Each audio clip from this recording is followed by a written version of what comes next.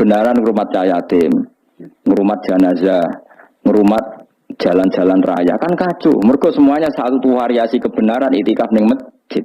Yatim sedang do mati, mergo do itikaf kabeh. Tapi baru kaya ana sing itikaf ning perapatan, ana wong tiba iso nulung, ana wong kesasar iso takok. Baru kaya wong sing itikaf ning perapatan. Sayangnya tuh hitung-hitung barang itu sayangnya. Sajane niat itikaf susah.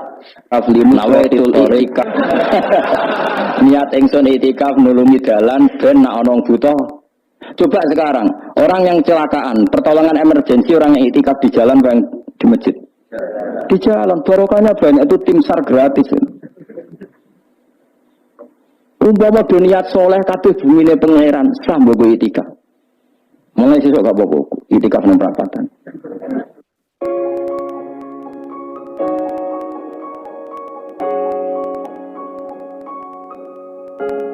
Tapi omong malah kudu guyu. Malah goblok ngono tok malah goblok. Wong debat agama kok gak ana referensi, ora ana kitab. Aman menurut saya. Memangnya Anda penting dalam wali ora, ulama ora kok debat agama menurut. Memangnya Anda mujtahid. Kudune gak menurut kitab yang saya baca dalam mazhab Syafi'i kitabnya ini begini. Sing sitok bantah dalam mazhab Maliki kitabnya ini. Wah itu keren. Aku tekon majelis. Debat menurut saya. Emangnya Anda siapa? Nabi ndak, wali ndak, ulama ndak.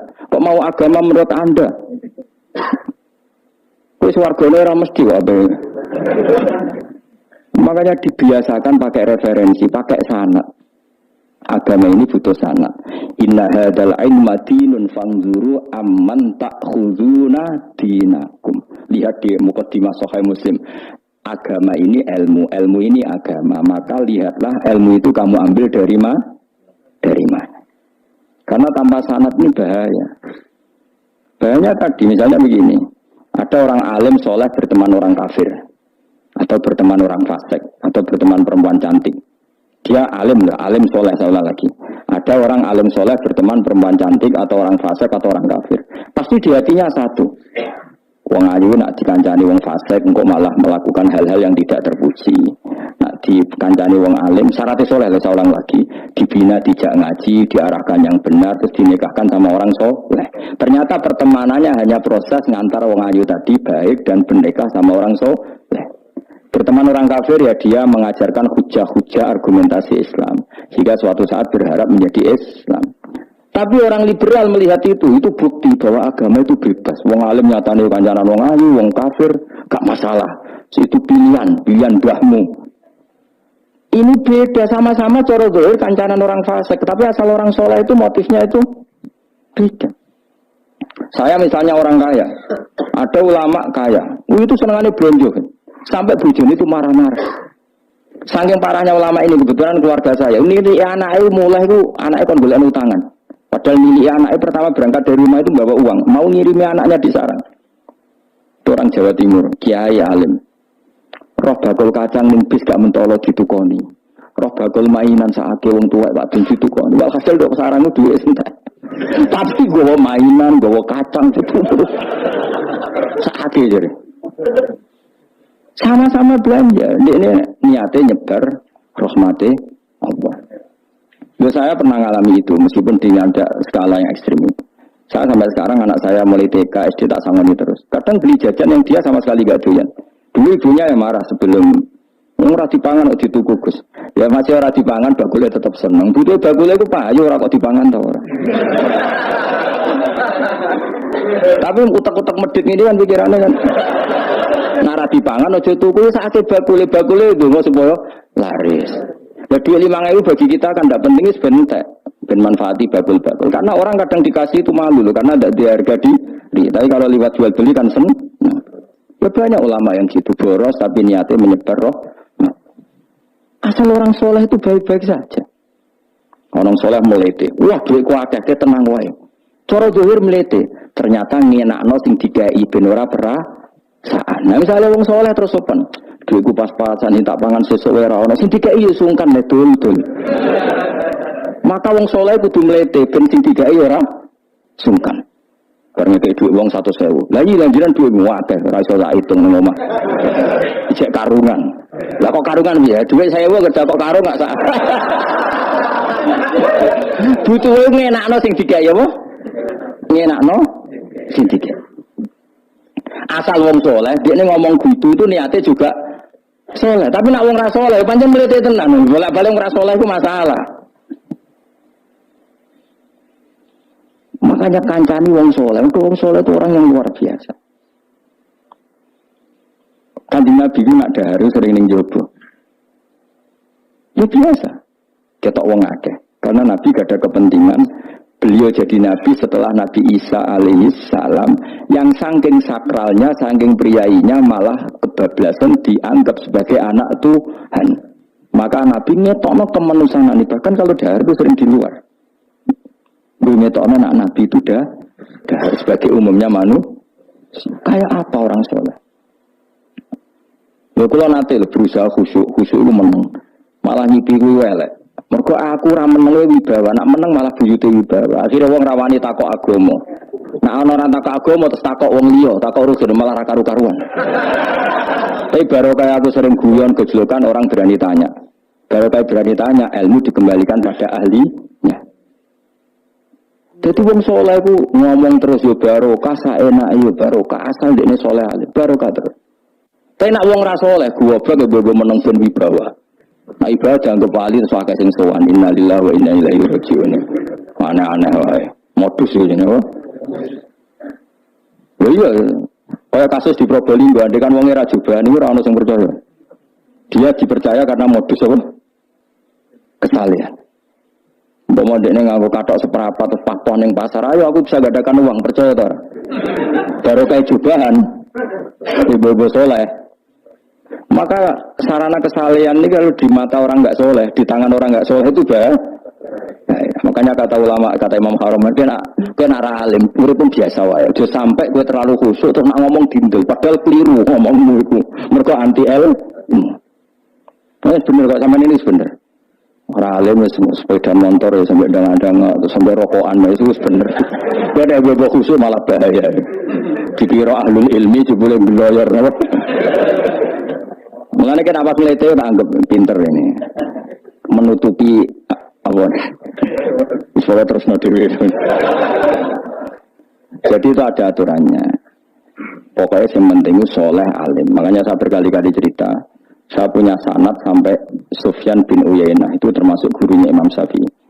Ya gurunya Imam Syafi'i itu yang paling masyhur itu Muslim bin Khalid Az-Zanji ketika kecil.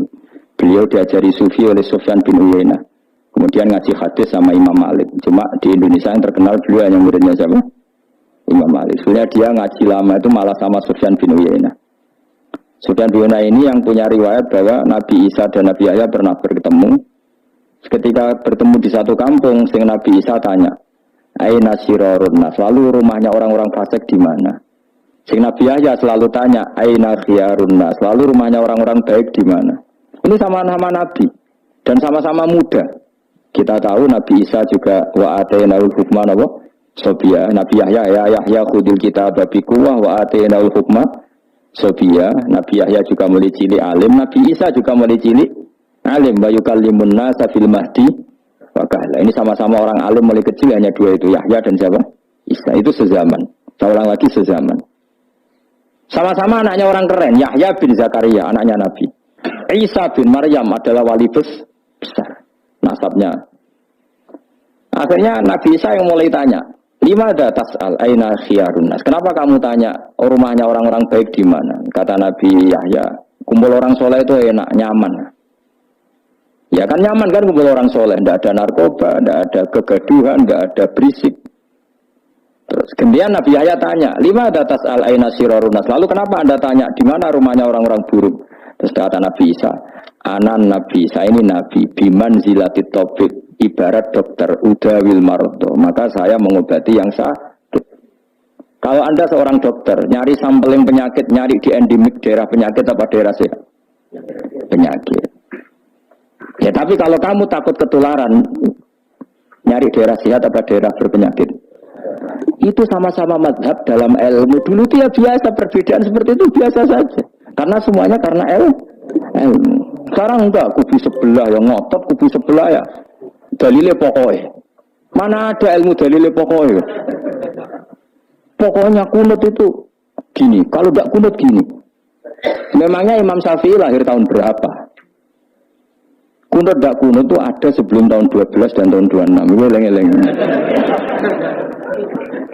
Nah di vulgar, dari vulgar. Nah itu apa banget tenar. Maka orang-orang alim tahunya ya kunut dan tidak kunut itu al-khilaf baina madzhabi Syafi'i wa madzhabi Abi Hanifah. Sekarang tahu-tahu di zaman akhir jadi politik identitas.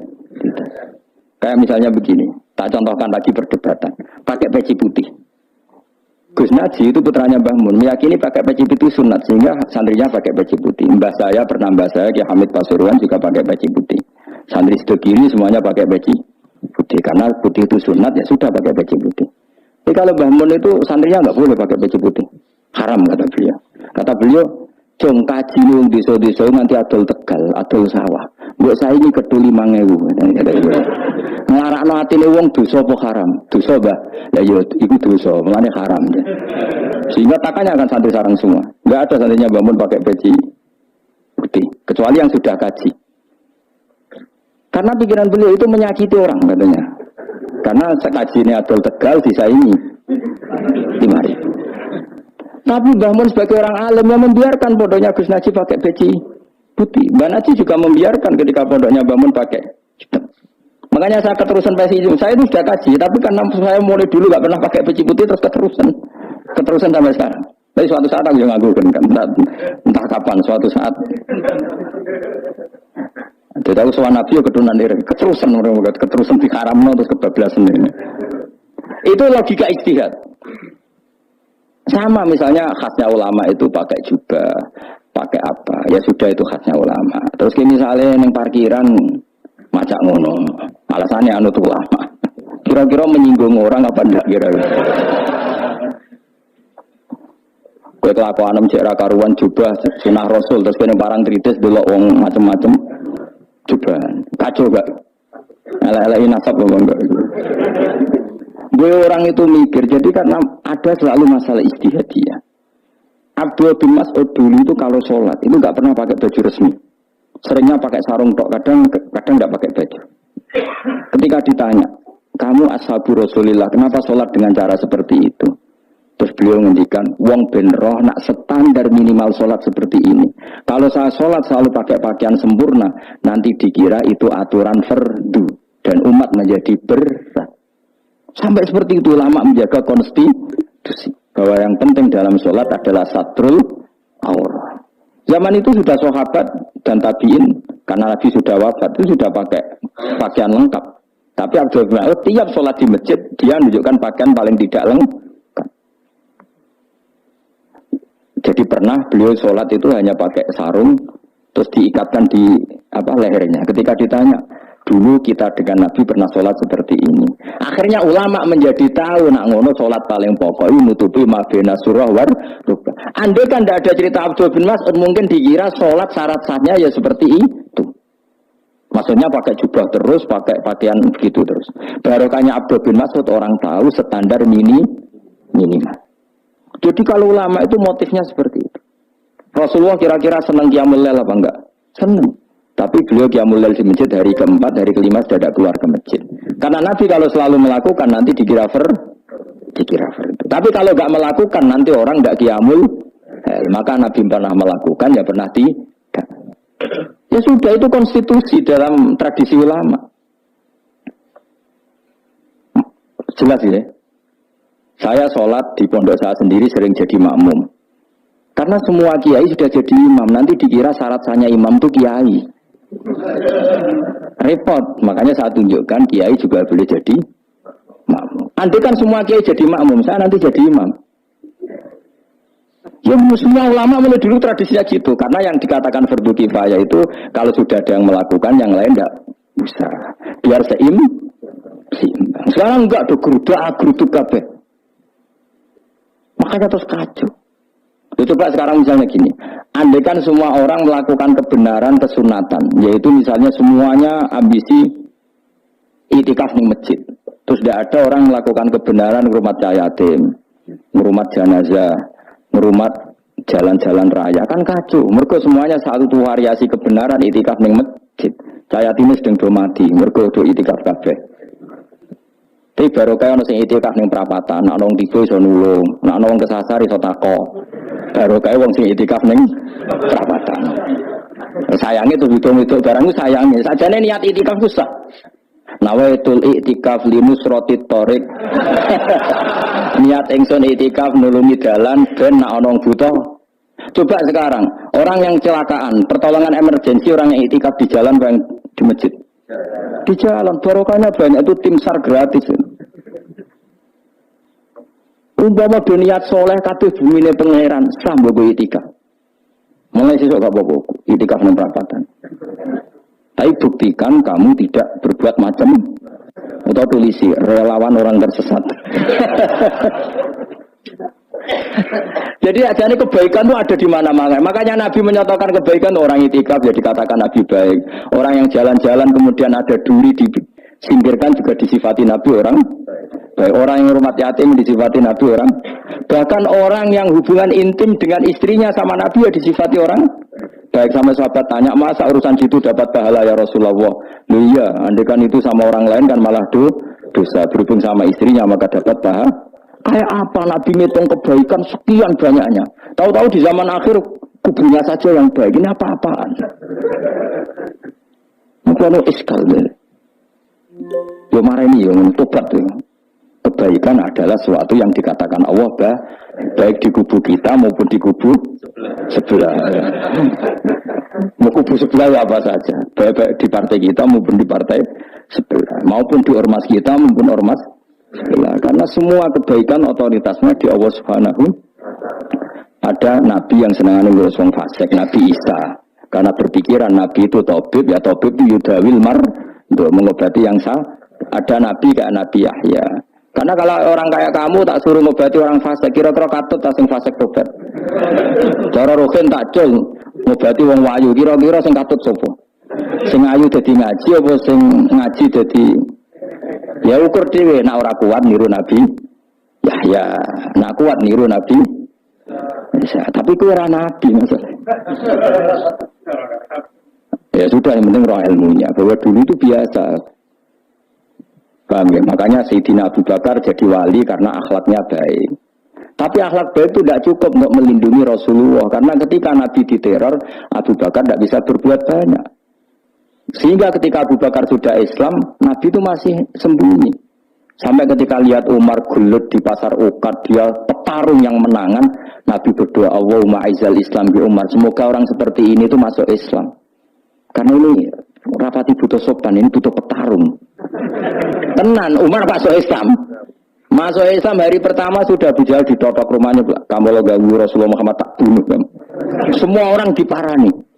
Akhirnya bersamaan dengan itu ada kitab fasda bima tu'mar. Akhirnya Nabi berani dakwah secara ala niatan. Barokahnya mantan preman.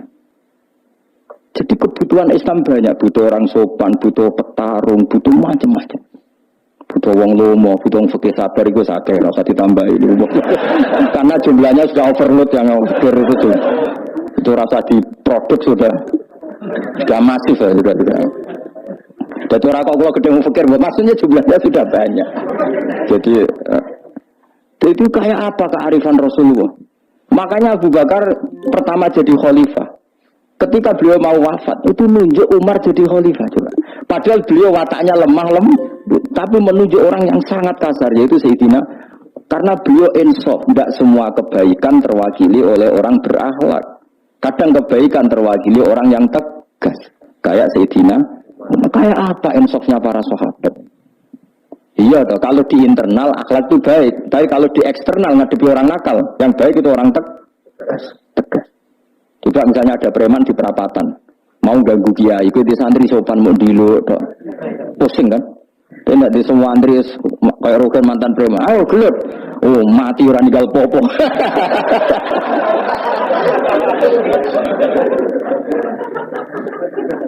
Itu kan keren, loh?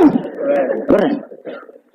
Makanya Abu Bakar ketika, lu ya, sama tahu kan hadisnya Umar, setiap ada orang munafik macam-macam pamitnya sama Nabi, dani adrib pun izini Nabi tak biya coy.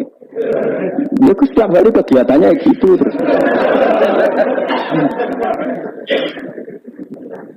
Tapi dulu orang itu insaf, Abu Bakar insaf, kelebihannya Umar di situ. Umar insaf, kelebihannya Abu Bakar di.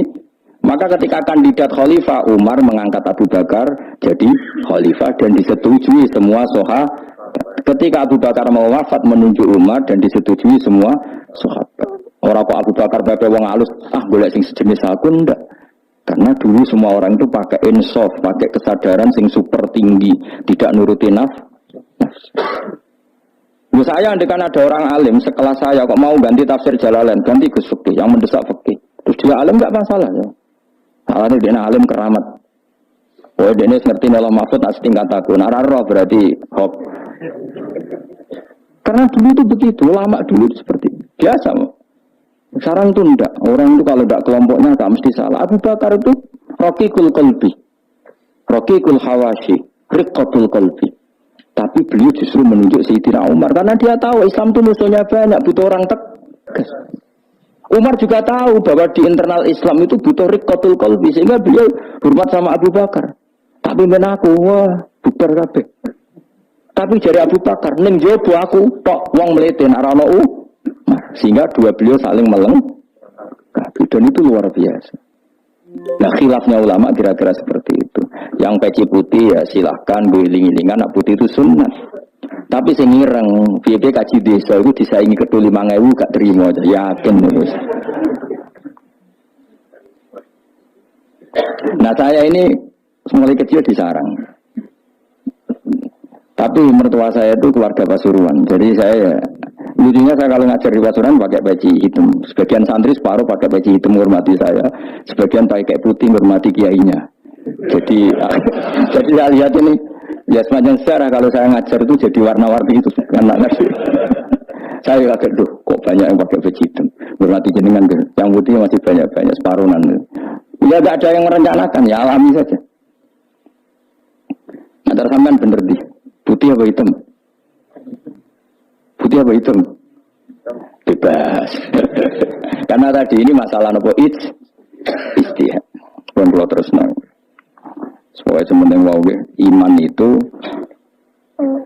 sesuatu yang absolut. Maka kita andaikan Allah tidak bikin surga neraka pun kita tetap sebagaimana kita mengatakan 1 tambah 1 2 dapat hadiah apa ada dapat hadiah ya tetap mengatakan 2 1 tambah 1 pasti 2. Subhanalladzi mawsiti dzat khalaqa kang gawe sapa ladi ala zuwaja ing pira-pira pasangan ari asnaf adrese pira-pira pasangan kula sakabehane asnaf tak Allah gawe mimasa ing perkara tumbi tukang nukulno bahasa Indonesia menumbuhkan apa al-ardi bumi menal hububi sange pira-pira bebijian wa ghairi halan yana hubub wa min anfusihim lan Allah gawe jenis sejodohan sangka awak dhewe ne wong akeh.